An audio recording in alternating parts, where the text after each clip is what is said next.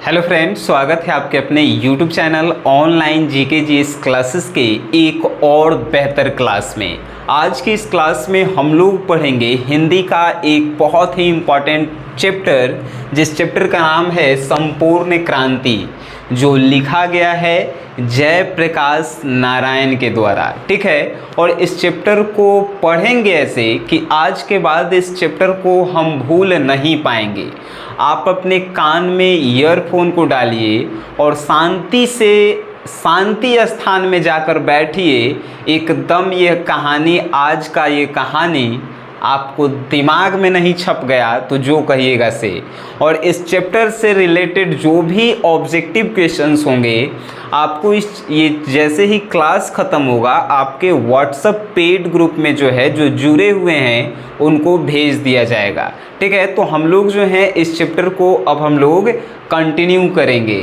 ठीक है, तो सबसे पहली जो बात है, राइटर के बारे में जानना। किसी भी चैप्टर को आप पढ़िए तो उस राइटर के बारे में ज़रूर जान लीजिए, क्योंकि वहाँ से ऑब्जेक्टिव प्रश्न बहुत सारे पूछे जाते हैं। सबसे पहला क्वेश्चन होगा, संपूर्ण क्रांति किसके द्वारा लिखा गया है? जयप्रकाश नारायण। याद करने का ट्रिक क्या था? तो मान के चलिए कि हम लोग क्रांति को ही करेंगे। क्रांति कहने का मतलब आंदोलन, तो जयकारा लगाएंगे। जयकारा यानी क्रांति, जयकारा, जयप्रकाश, जयकारा से जयप्रकाश नारायण, क्रांति से संपूर्ण क्रांति। संपूर्ण क्रांति के राइटर कौन है? जयप्रकाश नारायण। ठीक है, इनका जन्म कब हुआ? तो इनका जन्म जो है 11 अक्टूबर 1902 में हुआ था। यहाँ पे लिखा भी होगा, जैसे जिनको नहीं पता है वे लोग जो हैं यहाँ देख लेंगे। जन्म हुआ 11 अक्टूबर 1902 को। अगर आपसे पूछे कि इनका जन्म कहाँ पे हुआ था, तो गांव का नाम था सिताब दियारा। सिताब दियारा कहाँ है भाई? तो यूपी के बलिया जिला, बलिया के नाम पे गाना भी सुने होंगे। ठीक है, तो यूपी के बलिया जिला और बिहार के सारण जिला, इन दोनों के बीच में जो है ये वो सिताब दियारा गांव था। यानी कि यूपी के बलिया से सारण तक फैला हुआ ये गांव था सिताब दियारा। ठीक है, देखिए यहाँ पे लिखा भी होगा सिताब दियारा, जो यूपी के बलिया और बिहार के सारण के बीच फैला हुआ है। और इनका जन्म स्थान सिताब दियारा हो गया। अब इनकी मृत्यु कब हो गई? यानी कि जो लेखक से जो भी इम्पोर्टेंट ऑब्जेक्टिव प्रश्न पूछे जाएंगे वही हम आपको बता रहे हैं। जन्म कब हुआ? तो 11 अक्टूबर 1902 को। कहाँ पे हुआ? सिताब दियारा, जो कहाँ है ई नहीं पूछेगा कहाँ है, सिताब दियारा आपको सिर्फ याद रखना है। ठीक है, सिताब दियारा। इनकी मृत्यु कब हुई? तो 8 अक्टूबर 1979 को जो है इनकी मृत्यु हुई। देखिए 8 अक्टूबर 1979 को जो है जयप्रकाश नारायण जी का मृत्यु हुआ था। अब हम बात करते हैं कि इनके माताजी का नाम क्या था। जयप्रकाश नारायण के माताजी का नाम था फूलरानी देवी और इनके पिताजी का नाम था हरसू दयाल।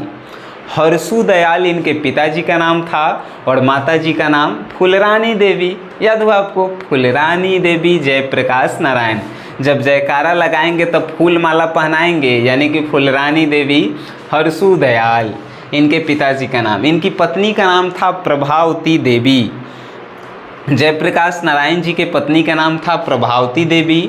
शिक्षा इन्होंने कहाँ से ग्रहण किया था? तो जो निचले स्तर का शिक्षा होता है, कहे कि मतलब कि पहला, दूसरा, तीसरा, 8वां तक, मैट्रिक तक इन्होंने अपने गांव से ही शिक्षा ग्रहण की। उसके बाद बीए इन्होंने किया पटना कॉलेजिएट से, जो पटना में है। और इनका जो है पीएचडी करने के लिए अमेरिका कैलिफोर्निया गए थे, लेकिन अपने पिताजी की स्थिति को देखते हुए उन्होंने पीएचडी भी नहीं पूरा किया और फिर जो है वापस लौट आए। ठीक है, तो इतना आपको जानकारी मिला। अब हम बात करते हैं इनकी राजनीतिक जीवन की। तो राजनीतिक जीवन, जब वो आए अमेरिका से, तो आए तो उन्होंने जो है 1924 में आ गए थे अमेरिका से। तो आए तो उन्होंने 1929 में कांग्रेस पार्टी ज्वाइन कर लिया, कांग्रेस पार्टी में शामिल हो गए 1929 में। और 1932 में वो जेल भी गए, 1932 में वो जेल भी गए। और जेल से जैसे ही लौटे तो उन्होंने कांग्रेस सोशलिस्ट पार्टी की स्थापना में अहम भूमिका निभाई। 1929 में कांग्रेस पार्टी ज्वाइन किए थे, लेकिन 1932 में वो जेल चले गए। जेल से आए तो कांग्रेस सोशलिस्ट पार्टी की गठन में अहम भूमिका निभाएं, ठीक है। और फिर जो है वो 2 बार और जेल गए, 1939 में और 1943 में। अब जयप्रकाश नारायण को पूरा भारत जाना कब? तो पूरा भारत जाना उनको 1942 का जब आंदोलन उन्होंने किया था, तो उस आंदोलन में 1942 के आंदोलन में उनको जो है विशेष प्रसिद्धि 1974 में छात्र आंदोलन का नेतृत्व भी किए। 1974 में और क्या किए? जयप्रकाश नारायण जी ने छात्र आंदोलन का नेतृत्व भी किया। अब उनकी विशेष कृतियाँ कहने का मतलब उन्होंने लिखा क्या था, तो सबसे विशेष जो सबसे प्रचलित रहा उनमें से है restriction of Indian polity. Restriction of Indian polity जो है सबसे फेमस है। आपसे ऑब्जेक्टिव में प्रश्न पूछेगा कि रिस्ट्रक्शंस ऑफ इंडियन पॉलिटी के राइटर कौन हैं, या रिस्ट्रक्शंस ऑफ इंडियन पॉलिटी किनके द्वारा लिखा गया है? सिर्फ जयप्रकाश नारायण। इन्होंने इसके अलावा बहुत सारे निबंध भी लिखे, बहुत सारी डायरियाँ भी लिखी, कविताएं भी लिखी, ठीक है। जयप्रकाश नारायण जी ने बहुत सारे लिखे, लेकिन ये जो है फेमस रहा। अब इनको सम्मान की बात करते हैं, तो समाज सेवा के लिए 1965 में रेमन मैग्सेसे पुरस्कार मिला था। समाज सेवा के लिए 1965 में रेमन मैग्सेसे पुरस्कार मिला था, और 1998 में भारत रत्न से सम्मानित किया गया था। 1998 में जो है भारत रत्न से जयप्रकाश नारायण जी को सम्मानित किया गया था, लेकिन इनका मृत्यु जो है 1979 में ही हुआ था, तो उनके परिवार वालों को भारत रत्न मिला था, ठीक है। अब हम बात करेंगे चैप्टर शुरू होने की। तो ये चैप्टर है क्या? तो जयप्रकाश नारायण जो है छात्रों को मोटिवेट करने के लिए एक भाषण समारोह में जाते हैं, और वहाँ पे जो है भाषण देना वो आरंभ करते हैं, ठीक है। छात्रों को मोटिवेट करने के लिए भाषण देते हैं, और उसी भाषण को जो है इस चैप्टर में, संपूर्ण क्रांति वाले चैप्टर में पूरा जो है लिखा गया है। हमें पूरा विश्वास है कि आपको इस क्लास के बाद ये संपूर्ण क्रांति जो भी उन्होंने बोला था वो आपको याद हो जाएगा। तो स्टार्ट कहाँ से होता है? तो बोलते हैं कि मेरे प्यारे भाइयों और बहनों, ऐसे ही हम लोग जो है भाषण की शुरुआत करते हैं। मेरे प्यारे भाइयों और बहनों, अभी अभी रेणु जी ने एक कविताएं सुना कर गई, और उन्होंने एक कविता को सुनाने के लिए हमसे इजाज़त भी लिया था। हमने इसको स्वीकार भी किया था, और उन्हें जो है इस कविता को कहने का जो है अवसर भी दिया था। ये कविता जो है हमारे मन के अंदर के भावनाओं को जागृत करता है। आपको पता नहीं होगा, ऐसे ही कहते हैं जैसे कि जो भी रेणु जी ने कविता कही वो हमारे अंदर के भावनाओं को जागृत करता है। अब आगे कहते हैं जयप्रकाश नारायण जी कि आपको पता नहीं होगा, मैं पिछले वर्ष नहीं, कहते हैं कि मैं पिछले कुछ दिनों पहले जब मैं वेल्लोर गया था, वेल्लोर जो है तमिलनाडु मद्रास में है, तमिलनाडु जो मद्रास के नाम से पहले था, तो वहाँ पे जो है वेल्लोर स्थान है। तो वेल्लोर अस्पताल में जब मैं था तो वहाँ जो है 2 लोगों से मेरी मुलाकात हुई थी, एक दिनकर जी और एक गंगा बाबू। दिनकर जी कहने का मतलब रामधारी सिंह दिनकर, और गंगा बाबू से जो है उनकी मुलाकात हुई थी वेल्लोर अस्पताल में। तो वहाँ पे जब मुलाकात हुई थी तो दिनकर जी और गंगा बाबू जो है उनको जो है कुछ कविताएं अपने सुनाए थे। जयप्रकाश नारायण जी को गंगा बाबू जो है अपनी कुछ कविताएं सुनाए थे, और उन कविताओं को सुनाकर उन्होंने कहा था कि आप जो युवाओं के लिए कर रहे हैं, जो छात्रों के लिए कर रहे हैं, वो हम जितना आपसे उम्मीद किए थे उससे कई ज़्यादा जो है आप छात्रों के लिए कर रहे हैं। अब जो है तालियां बजती है, पूरे जो भी जनता लोग होते हैं भाषण इनका सुनते हैं तो तालियां बजाते हैं। जयप्रकाश नारायण जी कहते हैं कि तालियां मत बजाइए, आप चुपचाप मेरी बातों को सुनिए। अब मैं जो आपको बात बोलूँगा उसमें हुंकार नहीं होगा, लेकिन जो मेरा विचार आपके सामने मैं कहूँगा वो पूरा हुंकार से भरा होगा, ठीक है। कहते हैं कि अमल करने के लिए बलिदान करना होगा। यानी कहने का तात्पर्य है कि जो भी मैं आपसे कहूँगा उसके लिए आपको बलिदान करना होगा। बलिदान कहने का मतलब आपको जेलों में जाना होगा, गोलियां खानी होगी, लाठियां खानी होगी, ज़मीन की कुर्कियां, यानी कि ज़मीन की कुर्कियां कहने का मतलब ज़मीन का बंटवारा भी हो सकता है, आपको जो है जेल में भी भरा जा सकता है, आपको लोग मारेंगे भी, तभी जो है हम लोग इस गरीबी से जो है इस छात्र आंदोलन को जो है हम आगे बढ़ा सकते हैं। तो आपको इसके लिए, इस क्रांति को पूरा करने के लिए आपको बलिदान देना होगा, ऐसे जयप्रकाश नारायण जी कहते हैं। और विधानसभा में जैसे जवाहरलाल नेहरू ने अपने शब्दों में कहा था कि जाना है और हमें अभी जाना ही है, यानी कि जाना है और बहुत दूर जाना है। और भगत सिंह ने जैसे अपने देश के लिए फांसी पे चढ़ गए थे, उसी प्रकार आपको जो है क्रांति करने के लिए, संपूर्ण क्रांति करने के लिए बलिदान देना होगा। कौन कहते हैं? ऐसा जयप्रकाश नारायण जो हैं अपने क्या कहते हैं, तो अपने भाषण में छात्रों को मोटिवेट करते हैं कि जैसे जवाहरलाल नेहरू ने कहा था कि अभी जाना है और दूर तक जाना है, जैसे भगत सिंह ने अपने देश के लिए फांसी पे चढ़ गए थे, वैसे हम लोगों को बलिदान, यानी उसके लिए हमें कुछ पाने के लिए कुछ हमें खोना होगा। आज 27-28 साल के बाद भी जो है हमारा देश भ्रष्टाचार में जो है जी रहा है, भूखमरी है, गरीबी है, क्या नहीं है। आज हम लोग जो है कुछ भी काम करवाने के लिए जाते हैं तो वहाँ पे जो है लोग हमसे घूस लेते हैं। इस भ्रष्टाचार को हमें ख़त्म करना होगा, और ये भ्रष्टाचार जो है ऐसे ही ख़त्म नहीं होगा मेरे प्यारे भाइयों, ये ख़त्म होगा तो हमें संपूर्ण क्रांति करना होगा, और संपूर्ण क्रांति के लिए आपको जो है बलिदान देना होगा। ठीक है, सरकार कहती है कि गरीबी हटाओ, लेकिन आज के इस डेट में जो है गरीबी बढ़ा है। ये हम नहीं कह रहे हैं, जयप्रकाश नारायण अपने छात्र आंदोलन में जब भाषण दे रहे हैं तो वे कह रहे हैं। कहें नहीं कि आज कहानी आपको सिर्फ हम अपने लैंग्वेजेस में याद करवाएंगे।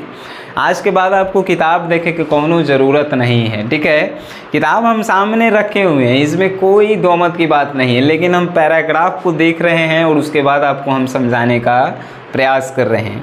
आगे की बात करते हैं। तो मित्रों, आज की स्थिति यह है, और इस स्थिति में दिनकर जी ने कुछ हमें अपने शब्दों में बड़े हृदय ग्राही थे। यानी जब गए थे अस्पताल में जयप्रकाश नारायण जी से दिनकर जी और गंगा बाबू मिलने, तो वहाँ से दिनकर जी जो है विदा लिए थे। विदा लेने के बाद जो है दिनकर जी कहाँ रुके थे, तो रामनाथ जी गोयनका के यहाँ रुके थे, जो इंडियन एक्सप्रेस के मालिक थे। रामनाथ जी गोयनका के यहाँ रुके थे, जो इंडियन एक्सप्रेस के मालिक थे। और दिनकर जी जिस दिन विदा लेकर गए थे जयप्रकाश नारायण के यहाँ से, उसी दिन जो है उनको हार्ट अटैक आया था, और उनको रामनाथ जी गोयनका जो इंडियन एक्सप्रेस के मालिक थे, उन्होंने 3 मिनट के अंदर अस्पताल में दिनकर जी को भर्ती करवाया था। जयप्रकाश नारायण यह बात अपने छात्रों को बता रहे हैं कि अगर यह पटना में होता तो 3 घंटा के अंदर भी दिनकर जी अस्पताल में नहीं पहुंचते, लेकिन वे वहां पे थे, बेल्लोर में थे, जहां पे 3 मिनट के अंदर रामनाथ जी गोयनका जो है उन्हें अस्पताल में पहुंचाए थे। ऐसी स्थिति है हमारे बिहार की, ये जयप्रकाश नारायण जी बता रहे हैं।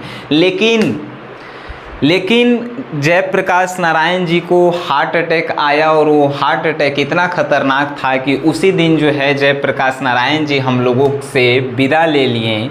उस बात की हमें अभी भी कमी खल रही है। जयप्रकाश नारायण जी कहते हैं कि दिनकर जी एक ऐसे कवि थे जिनकी कविताएं आज भी जो है दुनिया में सुनी जाती है, भारत में प्रचलित हैं। और आज हमें 2 मित्रों की बहुत कमी खल रही है, पहला दिनकर जी और दूसरा गंगा बाबू, जो अपने कविताओं के द्वारा छात्रों को मोटिवेट करने का काम करते थे। तो ये बात जयप्रकाश नारायण जी अपने भाषण में बता रहे हैं कि हमें आज दो मित्रों की कमी खल रही है, दिनकर जी और गंगा बाबू जी का, जिन्होंने अपनी कविताओं से जो है आज पूरे छात्रों को जो है मोटिवेट करने का काम किया है। और एक और थे बेनीपुरी। जैसे कि गंगा बाबू का दिनकर जी जैसे ही विदा लेकर गए थे तो दिनकर जी को हार्ट अटैक आया था, रामनाथ जी गोयनका उनको हॉस्पिटल में ले गए थे, वो उनका वहीं पे मृत्यु हो गया था। तो दिनकर जी के बारे में इनको मालूम चला तो इनको बहुत अफसोस हुआ। और इनके साथ साथ जो है एक बेनीपुरी जी भी थे, बेनीपुरी जी का भी जो है मृत्यु हो गया था, गंगा बाबू का नहीं, ठीक है। तो बेनीपुरी जी का भी जो है मृत्यु हो गया था। अब तो ये कहते हैं कि मेरी हृदय जो है अब जग उठा है, मैं थक तो गया हूँ लेकिन आज बड़ी बड़ी जिम्मेदारी कंधों पर आ गई है। कहते हैं कि दिनकर जी और बेनीपुरी जी के मरने के बाद जो है मेरे कंधों पे बहुत बड़ी जिम्मेदारी आ गए हैं कि मैं जो हूँ आपको संपूर्ण क्रांति दिलाऊं। इसके लिए आपको आगे आना होगा, आपको आगे आना होगा, संघर्ष करना होगा और इस संघर्ष से जो है इस पूरे देश को भ्रष्टाचार, गरीबी, भूखमरी से हटाना होगा। तब उसी में से छात्रों में से कोई एक छात्र उठता है और कहता है कि जयप्रकाश जी सिर्फ ये कहने से नहीं होगा, आपको इस आंदोलन का नेतृत्व भी करना होगा। तब जयप्रकाश जी कहते हैं कि जयप्रकाश जी इस बात को टालते रहते हैं और टालते रहते हैं, लेकिन बाद में जो है एक समारोह में जाकर जयप्रकाश जी इस बात को जो है एक्सेप्ट करते हैं कि ठीक है, हम आपके छात्र आंदोलन का हम नेतृत्व करेंगे, लेकिन नेतृत्व करेंगे लेकिन किसी को डिटेक्ट नहीं, कोई आगे पीछे से हमें डिटेक्ट करेगा तो इस बात को हम नहीं मानेंगे। कहने का मतलब है कि हम छात्र आंदोलन का नेतृत्व करेंगे, जयप्रकाश नारायण जी ऐसा कहते हैं, लेकिन कोई आगे से कहेगा कि जयप्रकाश जी ऐसे करो, कोई पीछे से कहेगा कि जयप्रकाश जी हई काम करो, ऐसे करो, तो वैसे हम नेतृत्व जो है उसी दिन हम उस नेतृत्व के पद से हम इस्तीफा दे देंगे और आपके छात्र आंदोलन को हम उसी दिन छोड़ देंगे। कहते हैं जयप्रकाश नारायण जी कि हम सबकी बातों को सुनेंगे, सबकी बातों को मानेंगे, सबकी बातों को जो है आपके सामने हम रखेंगे, लेकिन आखिरी फैसला वो मेरा होगा और आपको मानना होगा वो मेरा फैसला।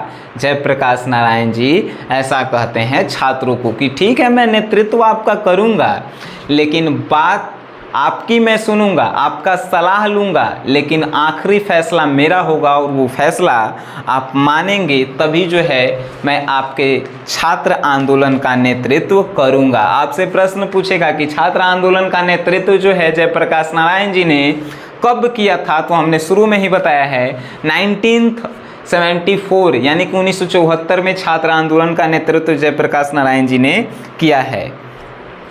बहुत दिनों से सार्वजनिक जीवन में हूँ। 1921 में जनवरी के महीने में इसी कॉलेज में ISC का विद्यार्थी रहा। हमारे पास हमारे निकट के साथी थे, वे सभी छात्रवृत्ति पाने वाले थे। ठीक है, जैसे कि कह रहे हैं कि साधारण जीवन में अभी जी रहा हूँ, सार्वजनिक जीवन हूँ और मेरा जो है सार्वजनिक जीवन भी रहा है। मैं साइंस का स्टूडेंट हूँ, यानी कि इंटर में साइंस लेके पढ़े थे जयप्रकाश नारायण जी। और मैं जो हूँ 1.5 साल से असहयोग आंदोलन में जो है राजेंद्र बाबू के असहयोग आंदोलन करने के समक्ष, यानी असहयोग आंदोलन के साथ में खड़ा था, लेकिन मेरे घर में जो है पारिवारिक स्थितियां खराब हो गई। तो पारिवारिक स्थितियां खराब हो गई तो राजेंद्र बाबू के सचिव मथुरा बाबू, राजेंद्र बाबू के सचिव मथुरा बाबू हैं और मथुरा बाबू के जमात हैं फूलदेव सहाय। जमात कहने का मतलब जमाई, ठीक है, फूलदेव सहाय। तो फूलदेव सहाय के यहाँ जो है मुझे काम करने के लिए कहा गया। ठीक है, जैसे कि हम लोग अभी पढ़ रहे हैं तो पैसे की कमी हो गई, तो अमनियों के घर से कहा जाता है कि जाके कहीं पे काम करो। तो उसी प्रकार इनके घर से भी कहा गया कि राजेंद्र बाबू के सचिव मथुरा बाबू हैं, उनके जमात फूलदेव सहाय, उन्हीं के यहाँ जो है जाकर कुछ काम करो, प्रयोगशाला में कुछ प्रयोग करो, कुछ सीखते रहो, जिससे जो है कुछ सीखेगा भी और कुछ पैसा भी आएगा। ऐसे जो है उनको कहा गया। तो वहाँ गए और वहाँ पे जो है उनको मन नहीं लगा। इन्होंने कहा कि मैं महामना मदन मोहन मालवीय जी के लिए मेरे हृदय में पूजा का भाव है। मैं हिंदू विश्वविद्यालय में दाखिला लेने के लिए मैं तैयार नहीं था, क्योंकि सरकारी रुपया और सरकारी फंड जो है मदद विश्वविद्यालय को मिलती थी। ठीक है, तो ये कह रहे हैं कि मैं कोई बड़े घर से नहीं हूँ। हमारे पिताजी भी जो थे शुरू में क्या थे, तो देखिए उनके पिताजी नहर विभाग में जमादार थे। जमादार कहने का मतलब कि जो नहर विभाग में काम करते हैं उनका निरीक्षण करना, और बाद में जो है वे रेवेन्यू असिस्टेंट बने। रेवेन्यू असिस्टेंट कहने का मतलब होता है जो ज़मीन का नहीं होता है, क्या बोलते हैं, ज़मीन का रसीद, उसी रसीद को काटना, उसी को पैसा तसीलना, यही सब होता है रेवेन्यू असिस्टेंट का काम। तो कह रहे हैं कि मेरा पिताजी जो थे शुरू में नहर विभाग में वो जमादार थे और उसके बाद जो है रेवेन्यू असिस्टेंट बने, लेकिन उनकी इतनी औकात नहीं थी कि वो हमको जो है अमेरिका में पढ़ा सकें। तो अमेरिका में नहीं पढ़ा सके मेरे पिताजी। तो हमने सुना था, जयप्रकाश नारायण जी कह रहे हैं कि हमने सुना था कि अमेरिका में लोग जो हैं अपने कमा कर जो है पढ़ सकते हैं, कमा कर जो है अमेरिका में पढ़ सकते हैं। तो हमने भी जो है कमा कर पढ़ने की इच्छा हम में थी, तो हमने अमेरिका जाकर पढ़ा। लेकिन वहाँ जाकर पढ़ा, वहाँ पे हम कम्युनिस्ट थे और घोर कम्युनिस्ट थे। फिर भी लोग जो हैं आज हमें गालियाँ देते हैं कि ये जो है अमेरिका के साथ रहता है जयप्रकाश नारायण, ऐसे करता है वैसे करता है, और लोग मेरे खिलाफ नारा भी लगाते हैं कि निक्सन को दे दो तार, जयप्रकाश की हो गई हार। यानी कि निक्सन को दे दो तार, जयप्रकाश की हो गई हार कहने का मतलब है कि क्रांति को ख़त्म करो, जयप्रकाश जो है हार गए हैं।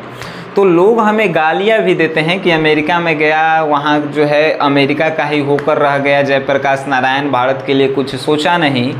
तो ये बात भी जो है जयप्रकाश नारायण अपने छात्रों को बताते हैं और कहते हैं कि मित्रों, अमेरिका के बागान में हमने क्या क्या नहीं किया।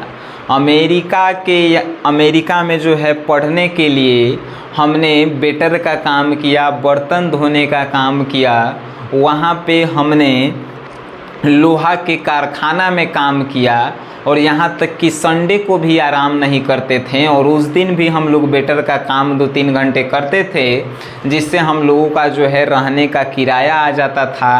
2, 4, 5 लोग एक ही साथ एक ही कोठरी में रहते थे। ठीक है, और लगभग 2 से 3 साल तक जो है अमेरिका के एक ही चरपाई पे 2 लोग सुता करते थे। एक जयप्रकाश नारायण एक चरपाई पे सोते थे और उनके साथ कोई एगो अमेरिकन लड़का जरूर सोता था उस चरपाई पे।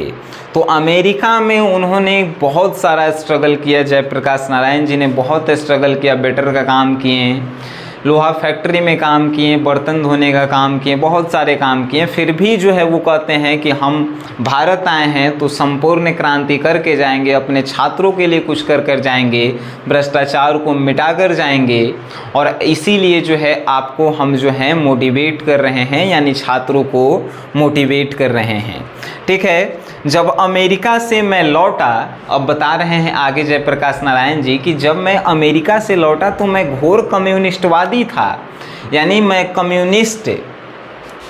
कम्युनिस्टों के साथ था, मार्क्सवादी था, यानी मार्क्स के विचारों पे चलने वाला मैं व्यक्ति था। जितने भी मार्क्सवाद थे उनके जो भी किताब इंग्लिश में छपे हुए थे वे सभी जो हैं ये पढ़ लिख लिए थे। ठीक है, लेकिन फिर भी जब अमेरिका से जयप्रकाश नारायण लौटे तो घोर कम्युनिस्टवादी होते हुए भी उन्होंने कम्युनिस्ट पार्टी नहीं ज्वाइन करके कांग्रेस पार्टी ज्वाइन किए। कांग्रेस पार्टी कब ज्वाइन किए जयप्रकाश नारायण जी? तो 1929 में।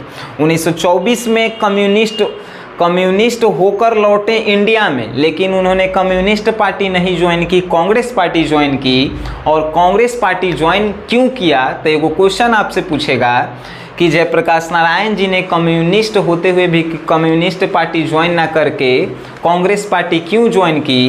तो उन्होंने, इसका आंसर होगा कि क्या बोलते हैं, इसका आंसर होगा कि जयप्रकाश नारायण जी कम्युनिस्ट होते हुए भी कांग्रेस पार्टी इसलिए नहीं ज्वाइन किए क्योंकि लेनिन के विचारों से, लेनिन से जयप्रकाश नारायण जी ने यह सीखा था कि जो देश गुलाम है उस देश में कम्युनिस्ट उस गुलामी के खिलाफ नहीं लड़ रहे हैं तो उस कम्युनिस्ट में जो है हम शामिल नहीं होंगे।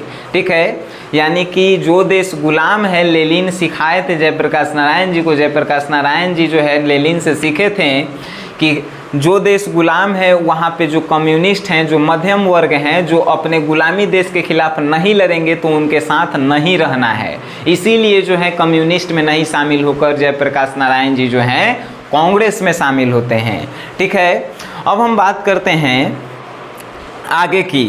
तो आपसे इस सरकार के बारे में क्या कहूँ, यानी जो उस समय सरकार था जयप्रकाश नारायण जी के समय, उस समय जो भी सरकार था, तो कह रहे हैं कि अब मैं आपसे इस सरकार के बारे में क्या कहूं कि प्रधानमंत्री और दीक्षित जी को छोड़कर सभी लोग हमसे मिलने आए, चाहे वो गफूर बाबू हों या चाहे वो चंद्रशेखर बाबू, सभी आए प्रेम से हमसे मिले। गफूर बाबू भी आए प्रेम से मिले, चंद्रशेखर बाबू भी आए प्रेम से मिले। प्रधानमंत्री और दीक्षित जी को छोड़ के सब नेता लोग आए हमसे मिले और डेमोक्रेसी की बात हमको सिखाएं, लेकिन उतना हक उनको नहीं है कि हमें जो है डेमोक्रेसी की बात सिखाएं। जो लोग डेमोक्रेसी में रहकर भी डेमोक्रेसी का मतलब नहीं जानते हैं वे लोग हमको डेमोक्रेसी सिखाते हैं। ठीक है, तो डेमोक्रेसी आप जो हैं नहीं हमें सिखा सकते हैं, ऐसा जयप्रकाश नारायण जी जो हैं उस सरकार के नेताओं को कहते हैं कि आप डेमोक्रेसी की बात करते हैं और आप खुद डेमोक्रेसी की बात नहीं मानते हैं कि हमारे यहाँ जो छात्र आंदोलन करने आ रहे हैं, रेल से आ रहे हैं, बस से आ रहे हैं, अपनी गाड़ी से आ रहे हैं, गाड़ी में तेल भरवा कर आ रहे हैं, तो आप उन पर हमला करवा दे रहे हैं, उनको ट्रेन से उतरवा दे रहे हैं, उनका बस रुकवा दे रहे हैं और आप हमसे डेमोक्रेसी की बात करते हैं। आपको शर्म आनी चाहिए, आपको अपने सरकार पे शर्म आनी चाहिए कि जो लोग डेमोक्रेसी में रहते हुए भी डेमोक्रेसी का हनन कर रहे हैं वे लोग हमें डेमोक्रेसी की शिक्षा नहीं दे सकते हैं। ऐसा जयप्रकाश नारायण जी अपने सरकार के बारे में कहते हैं। किससे? छात्र आंदोलन के उस संपूर्ण क्रांति के भाषण में कहते हैं जयप्रकाश नारायण जी। ठीक है, वो कहते हैं कि हम आंदोलन कर रहे हैं, आराम से करेंगे आंदोलन, इससे किसी भी सरकार को कोई हानि नहीं पहुंचेगा। मेरा आंदोलन उन लोगों के खिलाफ है जो डेमोक्रेसी में रहते हुए भी डेमोक्रेसी का हनन कर रहे हैं, यानी कि सरकार में रहते हुए जो भ्रष्टाचार कर रहे हैं, जो भूखमरी लोगों में पैदा कर दिए हैं, उन लोगों के खिलाफ ये मेरा आंदोलन होगा। किसी से मेरा कोई बैर नहीं है।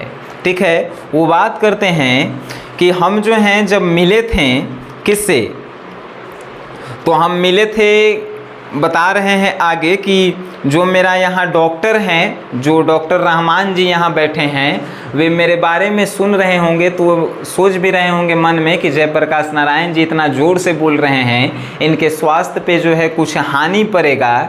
लेकिन आज मैं आपसे जो हूँ क्षमा मांगता हूँ, डॉक्टर रहमान से क्षमा मांगते हैं जयप्रकाश नारायण जी और कहते हैं कि आज मैं यहाँ पे बोलूँगा।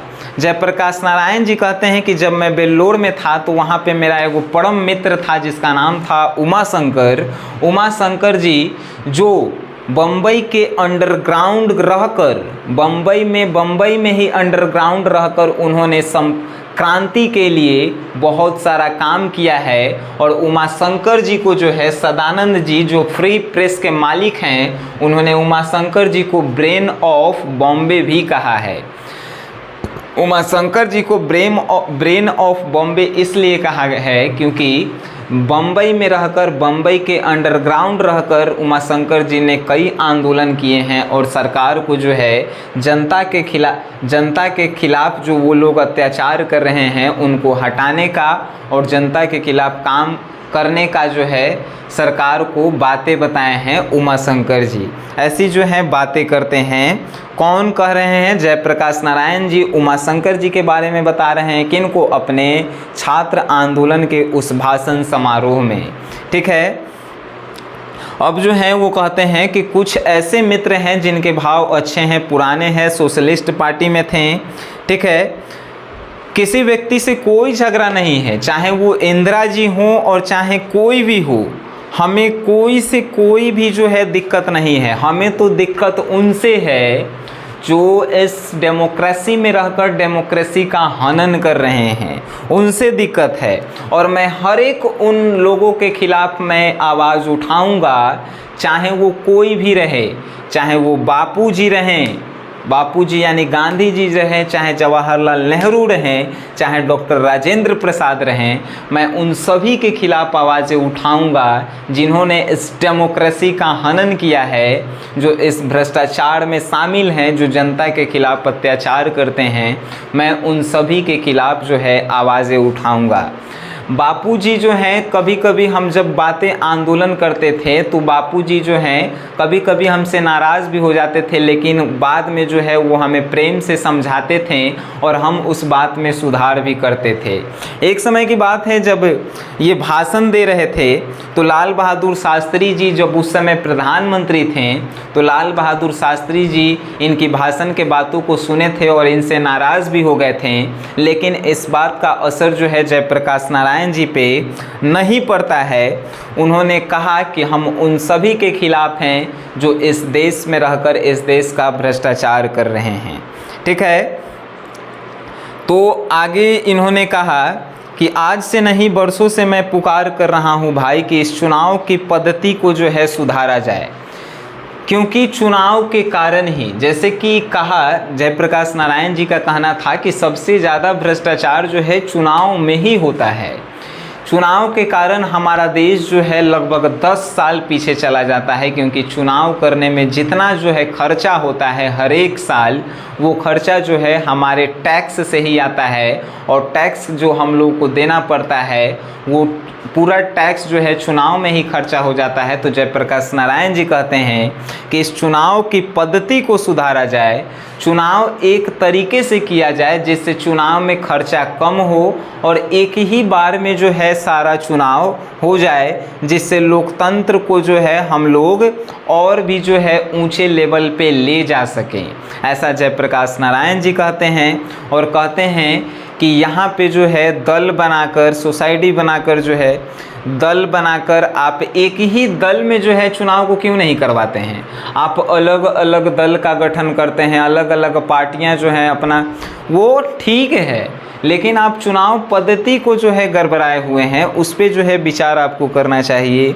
ऐसा कहते हैं जयप्रकाश नारायण जी, और कहते हैं कि वर्तमान पद्धति को आप सुधारिए, चुनाव के पद्धति को सुधारिए, क्योंकि चुनाव किस लिए होता है? तो चुनाव होता है जनताओं के जो है शासन कर रहे, जो जनता पे शासन कर रहे हैं वे जनता का ख्याल रखें। लेकिन यहाँ पे जो चुनाव होता है, भारत की जो चुनाव होती है, वो मतदाताओं पे ही जो है शासन करती है। चुनाव कहने का मतलब है, चुनाव में सिर्फ नेताओं की ही गलती नहीं है, मतदाताओं का भी उतना ही गलती है जितना नेताओं की गलती है। क्योंकि मतदाताएं भी जो है सोच समझकर नेताओं का चुनाव नहीं करते हैं। जयप्रकाश नारायण जी ऐसा बोल रहे हैं, कह रहे हैं कि आप लोग मतदाता हैं और सारी जिम्मेदारियां जो है आपके हाथ में भी है। आप लोग भी जो हैं अपने नेताओं का चुनाव अपने मन से आप कीजिए, आप अपने वोट का दुरुपयोग मत कीजिए, आप अपने मन से एक अच्छे नेता का चुनाव कीजिए जो आपका जो है नेतृत्व कर सके, आपके हर एक सुख दुख का साथी बने।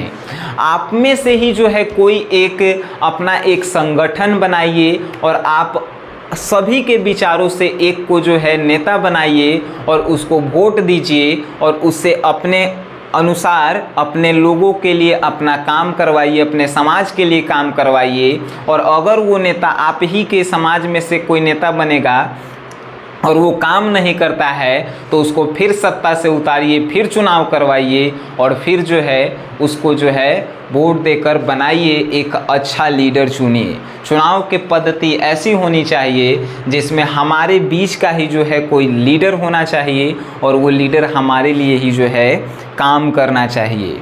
वर्तमान परिस्थितियां में सुधारना ही जो है हमारा काम है। और यही जो है जयप्रकाश नारायण जी कहते हैं कि हम लोग जो है तब तक भ्रष्टाचार, घूसखोरी, दलाली ये सब को समाप्त नहीं कर सकते हैं जब तक कि हमारे बीच का ही जो है कोई लीडर नहीं बनेगा।